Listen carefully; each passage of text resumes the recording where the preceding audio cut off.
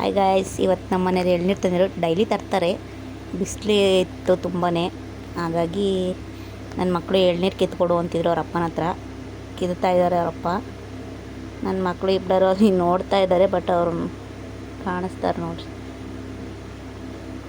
ನೋಡ್ರಿ ಹೇಗೆ ಕುಡಿತಾ ಇದ್ದಾರೆ ಅಂತ ಅಂದ್ಬಿಟ್ಟು.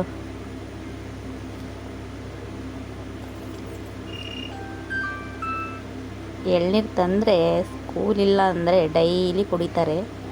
ಸ್ಕೂಲ್ ಇದ್ದರೆ ಮಾತ್ರ ಕುಡಿಯೋಕ್ಕಾಗಲ್ಲ. ಸಂಜೆ ಬರೋದೇ 6 ಗಂಟೆಗೆ ಬರ್ತಾರೆ ಅವರು. ಗಂಜಿ ನೋಡ್ರಿ ಹೇಗಿದೆ, ದಪ್ಪ ಇದೆ. ತುಂಬಗಾಯಿ ಅದು.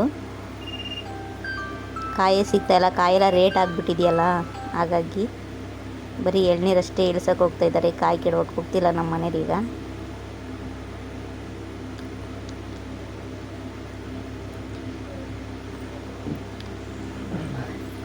3 ಜನಕ್ಕೂ ಗಂಜಿನ ಕ್ಲೀನಾಗಿ ಬಿಡಿಸಿ ಕೊಡ್ತಾ ಇದ್ದಾರೆ ನಮ್ಮ ಮನೆಯವರು.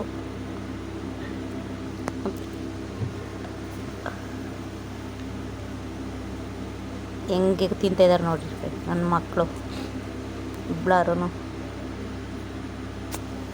ನಮ್ಮ ಮನೆಯವ್ರಿಗೆ ನಂಗೆ ಬಿಡಿಸ್ಕೊಡ್ತಾ ಇದ್ದಾರೆ. ಇಬ್ಬರಿಗೂ ಬಿಡಿಸ್ಕೊಟ್ಟ ಆದಮೇಲೆ